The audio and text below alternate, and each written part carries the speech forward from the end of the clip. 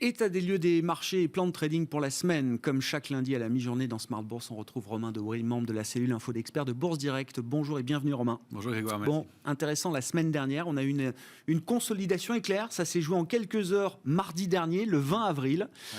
Et depuis, le marché est reparti. On n'a pas remarqué de sommet techniquement parlant sur le CAC ou sur les autres indices, mais ça semble être quand même le sens de l'histoire cette semaine. On pressentait un épuisement. Il a vraiment été flash, effectivement. Je reconnais d'ailleurs que je n'ai pas trouvé les points bas, les raisons de l'arrêt de la baisse. On pensait que ça pourrait aller un tout petit peu plus bas sur des niveaux techniques un peu plus importants. On voit qu'il y a eu de l'appétit. Ce qu'on note dans ce mouvement, c'est qu'il y a eu le retour des vendeurs. Pour la première fois, depuis plusieurs semaines, on s'étonnait, on constatait qu'il n'y avait pas de pression baissière sur le marché. Et dans ce petit mouvement de baisse, effectivement, 10 000 contrats futurs ont été ouverts sur une position globale de 300 000. Et ils se sont rachetés quasiment instantanément le mercredi. Donc 9 700 contrats ouverts dans la baisse, 9 100 contrats refermés le lendemain dans le rebond. Donc un aller-retour, l'idée d'un aller-retour très rapide. L'idée d'un aller-retour, ce qui est intéressant quand on veut disséquer un petit peu, c'est qu'on a mis 10 000 contrats pour perdre 2%. Et on a repris ces 10 000 contrats pour remonter de 0,7. Donc c'est un peu plus facile de baisser que de remonter. Il y a toujours quand même cette idée d'épuisement, de peut-être distribution, de prise de bénéfices, d'alléger des positions, et qu'on a du mal à repayer, même si le marché est remonté.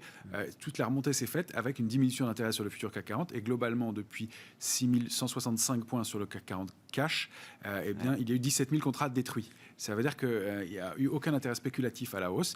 En revanche, la pression baissière elle a été instantanément enlevée. Ouais. Non, mais c'est intéressant. La semaine dernière, cette consolidation éclair montre quand même effectivement que les choses peuvent aller très très vite et que les contre-pieds aussi peuvent s'enchaîner. On est toujours dans une phase où l'idée, la meilleure stratégie est quoi ? De se laisser porter. Il y a toujours beaucoup d'inertie quand même dans ce marché, ce bull run qu'on connaît depuis l'arrivée des vaccins, si on prend cette séquence-là, Romain. Alors oui, se laisser porter, pas se laisser porter avec n'importe quoi. On devient de plus en plus sélectif sur les dossiers. L'idée, c'est vraiment toujours de faire du stock picking de plus en plus précis. Il y a certains secteurs qui repartent et on le voit en poupe. On a le secteur des ressources de base qui repart cette semaine, par exemple, qui est intéressant. Il a donné un signal. Il y a donc comme ça des poches d'intérêt qui peuvent être intéressantes. On va essayer de les détecter. Mais globalement, sur les indices, on sent qu'effectivement, il y a un peu d'épuisement. Il y a un potentiel encore de hausse. De la couverture dans les portefeuilles, toujours sur cette échéance, très nettement. Et à chaque fois que le marché est monté, la couverture a été rehaussée au jour le jour.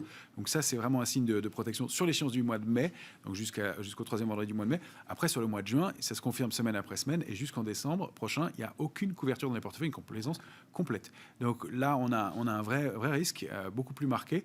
Et puis, on a un risque sous certains niveaux techniques, en dessous de 6070 points sur le CAC 40, où il y aurait des accélérations potentielles un peu plus marquées. C'est intéressant parce qu'on commence à tous identifier le mois de juin, le début de l'été, comme étant peut-être un moment important pour les marchés. La BCE nous dit que la réunion du mois de juin sera une réunion importante. On peut imaginer aussi peut-être que du côté de la Fed, la prochaine réunion, celle du mois de juin, sera peut-être le début d'une possible inflexion de la tonalité du discours de la Réserve fédérale américaine. On en parlera juste après avec Frédéric Ducrozet, mais c'est quand même intéressant qu'il y ait quand même une accumulation de signaux là, qui tendent à montrer que le début de l'été pourrait être un moment important pour les marchés. Tout point graphiquement, techniquement dans cette direction, macroéconomiquement, il va se passer des choses. Pour l'instant, le marché résiste très bien. Il y a toujours cette inertie.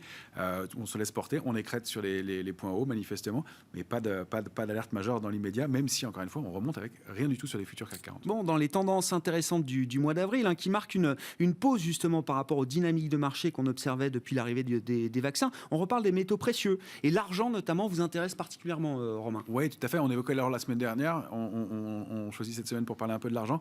Oui, parce qu'il y a une dynamique qui se reprend depuis 3 semaines maintenant sur la position nette spéculative sur l'argent. Alors, c'est un actif qui est difficile à travailler. Là, vous avez un graphique hebdomadaire de l'argent sous les yeux. On voit toutes ces mèches dans tous les sens. La dernière mèche haute, c'est le pic des Robinhood Traders qui a fait un long feu pour aller chercher cette extension à 29,85. Donc oui, il y a une dynamique haussière. On identifie maintenant une ligne de tendance haussière qui est en violet, sur laquelle l'once d'argent est venu s'appuyer. On résiste bien au-delà d'un support important à 24,40 et il y a des extensions possibles qui pourraient être marquées. Alors si on arrive à déborder 26,20 que j'ai pas mis à l'écran, qui est une petite intermédiaire, mais 28,13 était une résistance importante. On a ensuite 29,85 et là ça pourrait avoir un mouvement beaucoup plus important. J'ai pris un graphique de long terme. On voit que dans les années 2010, on était plutôt au-delà de 45-50 sur l'once d'argent. C'est encore une fois un actif difficile à travailler par sa volatilité, mais qui est extrêmement intéressant parce qu'il est indispensable dans toute l'industrie actuelle et toutes les industries photovoltaïques, batteries, et donc qui est un métal de la transition énergétique, qui est indispensable. Ça fait partie du cas d'investissement de l'argent aujourd'hui, qui est vraiment nécessaire, indispensable. Et donc cette réaction qui nous intéresse, une fois encore, donc sur des niveaux techniques importants, avec une bonne résistance et une bonne résilience, dans le même ton que l'or qu'on évoquait la semaine dernière, qui semble réagir sur des niveaux techniques aussi. Et puis dans les autres actifs, là aussi, qui marquent peut-être une pause, voire un renversement de tendance en avril, il y a ce qui se passe du côté des changes. L'euro-dollar est passé de 1,17 fin mars à 1,21. Je crois qu'on a même franchi 1,21 ces dernières heures sur la parité euro-dollar. Tout à fait. On avait une phase de consolidation qui s'était mise en place. Avec nous, on l'a isolé dans un drapeau qu'on voit ici en noir, une petite phase de consolidation après avoir été chercher des pics, donc toujours un mouvement haussier de long terme. On a un peu mordu le bas du fanion, on est allé chercher des extensions un peu plus basses, mais l'idée c'est un trading range, 19-20, 1,22-28. On retrouve un regain d'intérêt sur la position net spéculative pour la première fois depuis fin janvier, cette semaine, la semaine dernière. Donc il y a un tout petit peu d'intérêt spéculatif, on voit que ça se traduit par une accélération haussière, et donc un trading range et surtout une possible réactivation de la dynamique haussière. Au-delà de ce 1,22-28, on va préférer les horizontales, pour aller chercher un 25-42, pourquoi pas. On voit que le niveau d'alerte qu'on avait fixé à 1,1605 a été largement... n'a pas été touché du tout, et que l'euro-dollar a réagi rapidement. Bon. Et à l'inverse, si on revient du côté des matières premières, on parlait des métaux précieux avec l'argent. Quand on regarde les matières premières énergétiques, le pétrole Brent, par exemple, que vous aimez bien suivre, Romain. Alors, je ne sais pas si vous parleriez d'un manque d'intérêt, mais c'est vrai que depuis quelques semaines, il y a quand même moins d'intérêt spéculatif sur cet actif-là. Alors moins, effectivement, une phase de consolidation qui s'est mise en place après une énorme accélération qu'on voit ici depuis les points bas et le passage en cotation négative du Brent. Oui, c'était il y a un an. Il y a un an, voilà, on voit le rebond qui s'est formé depuis, assez tonitruant, et donc on est allé chercher une zone cible située entre 71, 60, 73, 95. Depuis, il y a une petite pause qui est marquée, mais on identifie maintenant un canal haussier de long terme qui est bien actif, et des niveaux de 64-40 sur le Brent qui sont bien défendus, et peut-être, donc on a procédé des allers-retours, vraiment des arbitrages rapides de quelques pourcents, mais peut-être aussi une réaction sur un bas de canal qui pourrait se prolonger, et donc aller chercher cette zone cible au moins dans un premier temps, et puis des extensions comme on le voit, avec pas beaucoup de résistance au-delà de 73-95 pour aller chercher des extensions jusqu'à 82-70 si on arrive à rebondir un peu. L'intérêt est médian, il n'y a pas de changement d'intérêt du côté de la position spéculative depuis plusieurs semaines maintenant sur le Brent. Mais le scénario principal, c'est quand même l'idée d'une consolidation plus que d'un renversement complet de la tendance qu'on a observée. Il n'y a pas de signaux baissiers dans le média. La position nette spéculative stagne, les supports sont défendus et la pause est plutôt normale. C'est ce qu'on escomptait après être allé chercher cette grande cible. Pour l'instant, il n'y a pas d'idée de retournement de ce côté-là, non.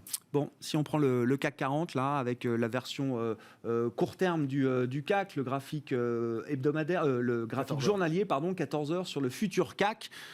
Toujours se souvenir que d'ailleurs que le mois de mai est un gros mois de détachement de dividendes. Là, on travaille sur le futur mai, et donc il y a un écart important de quoi, 60 points au moins, c'est ça? 60 points aujourd'hui. Entre le futur et le cash. Entre le futur et le cash est 60 points plus haut, et le cash va tendre à diminuer et va tendre vers le futur tout au long des détachements de dividendes, donc notamment demain avec L'Oréal et Téléperformance qui vont détacher.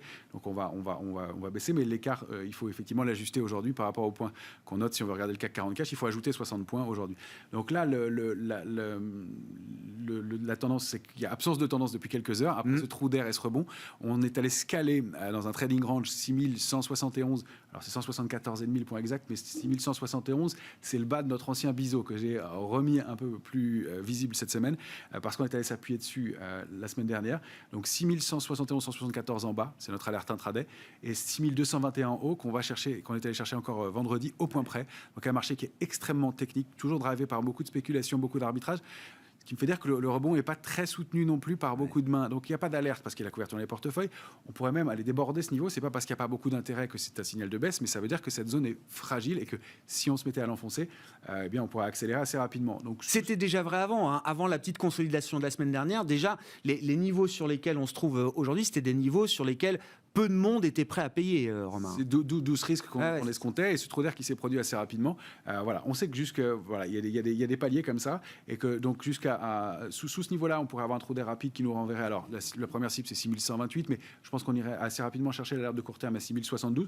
On voit que le marché a l'air de vouloir s'arrêter avant, dans une zone que j'ai pas bien identifiée. Il y a des supports intermédiaires, mais pas de choses fortes. 6072, c'est notre alerte de court terme. L'alerte de moyen terme, elle est bien plus loin, entre 5816 et 5872. L'extension possible, c'est donc au-dessus de 6221. Ça va être le bouchon si on passe ce niveau, puisqu'il est très identifié par le marché. Et là, on a la possibilité de reproduire le trading range dans lequel on évolue, donc 6174, 6221. Ça donnerait une extension à 6267,5 exactement. Et puis 6284, une résistance importante. Et surtout, la borne haute du canal haussier de long terme au sein duquel le CAC 40 futur évolue depuis 2009 et qui se situe pour cette semaine à 6342 points, qui pourrait être le bouquet final pour aller chercher des extensions. Il faut dire que tous les autres indices majeurs ont allé chercher cette borne-là ou l'ont dépassée. On verra. Encore une fois, on regarde l'intensité des nouvelles attendues cette semaine. On verra l'impact de marché. On fera le point évidemment avec vous vendredi. Vous serez avec nous dans la leçon de trading à 19h15. Pour finir, un mot du Nasdaq. Alors c'est intéressant parce que dans sa version biotech, le Nasdaq biotech, c'est vraiment le Nasdaq et le Nasdaq biotech, deux indices là qui ont retrouvé leur surperformance au cours du mois d'avril. Alors le Nasdaq, oui, le Nasdaq biotech, justement, c'est pour ça que je vous le montre. Il est un peu sous-performant. Lui est en retard et très même en retard. Il ne bouge plus depuis. Là, c'est un graphique hebdomadaire que vous avez sous les yeux et on voit que lui, justement, il ne participe pas vraiment au rebond. En revanche, on identifie très bien, une ligne de tendance haussière de long terme en bleu et qui est sur laquelle au-delà de laquelle il évolue et sur laquelle on voit des mèches. Il y a 3 ou 4 mèches qu'on voit bien en bas, qui signifie que dès qu'on a touché ce niveau-là, l'indice est reparti. En revanche, on n'arrive pas à déborder l'autre borne haute qui forme un triangle symétrique. Rien, il n'y a pas de signal encore, mais au débordement de 4929, on a de bonnes chances d'accélérer, d'aller chercher les points hauts historiques, ça correspondrait parfaitement, 5465, et donc qui pourrait être le réenclenchement de la dynamique haussière et peut-être des poches d'intérêt qui nous manquent pour aller chercher ces extensions, justement. Bon, on verra. Semaine intense, on vous le répète, sur le front des flux de nouvelles attendus, que ce soit en matière de politique monétaire, en matière macroéconomique ou encore en matière de publication d'entreprises. Romain Dobré avec nous chaque lundi pour le plan de trading dans Smart Bourse avec Bourse Direct.